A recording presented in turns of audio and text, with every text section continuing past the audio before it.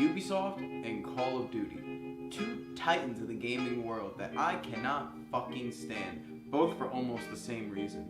They both have massive budgets, teams, and resources that are capable of producing top quality experiences, but instead they choose to release the same shit year after year after year with a new coat of paint and a flaccid attempt at chasing the latest trends, whether it be in terms of gameplay or add-on purchases.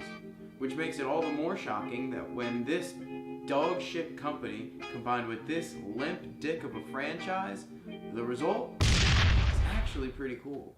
Today, I'm going to be talking about XDefiant. XDefiant, an upcoming free-to-play first-person shooter that's essentially Ubisoft's take on Call of Duty with similar game feel and many of the same mechanics. Now, you might be thinking, well, that sounds like plagiarism, but consider this. Mark Rubin, one of the lead directors of XDefiant, was actually a producer on the first 3 Modern Warfare games, so probably still plagiarism, but fuck it, right? Anyway, I played the most recent beta, and as someone who isn't really a COD guy, I can say this game is pretty damn cool. So, in terms of overall feel, like I said, it's essentially Call of Duty, or as many others in the community describe it as, feeling like the old COD. They all feel the same to me, so take that statement for what it is. Just like its inspiration, you load into the game with customizable loadouts that again function how you'd expect, with decent gun customization, only there's one small difference. There is no perks. Instead, you choose from a list of factions based off of popular Ubisoft franchises, each one having their own bonuses and abilities because this game is Ubisoft Smash Brothers, and honestly, bravo! I don't play many of their games, but 10 out of 10 idea right here, absolute banger. Love it. Anyway, they serve the same purpose as perks. Each faction has active and passive bonuses and 2 pieces of equipment you can choose from. For instance, the Splinter Cell faction is never shown on radar, and you can either choose to have the ability to go invisible or have your suit be able to detect nearby people. So, nice options. Now, as a big Splinter Cell fan, I went right for this nigga boys and learned pretty quickly that I'm not good enough at this type of game to make use of their abilities. So I bounced around until I ended up on the Division faction because they have fire bullets and an exploding drone. This is probably the basic class you'll see new players use. It's honestly the easiest. Each class uses the same loadouts you make, so the only differences here are in appearance and abilities, which is good. Makes it easier and more approachable for new players.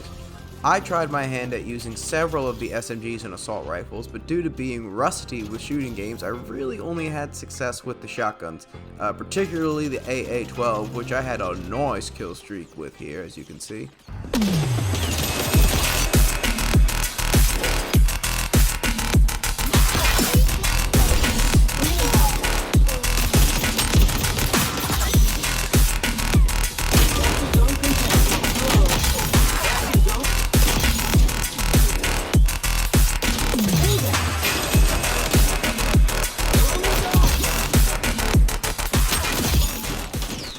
Visually, the game is pretty good. Nothing special, but it's everything it needs to be.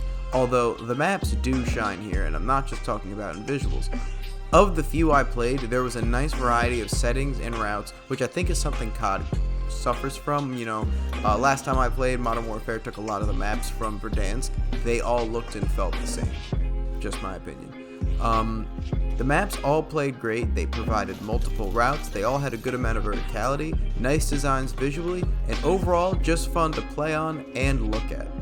As far as game modes go, I only really got to play 2. One was a King of the Hill type mode where you fought to control an objective before it moved to some other random location on the map, and the other was Escort, which I am not a fan of in any game mode. Also, we got rinsed every single time, so yeah, not my favorite, but there is others, I just didn't get to play on them. For some reason, they didn't come up on my playlist.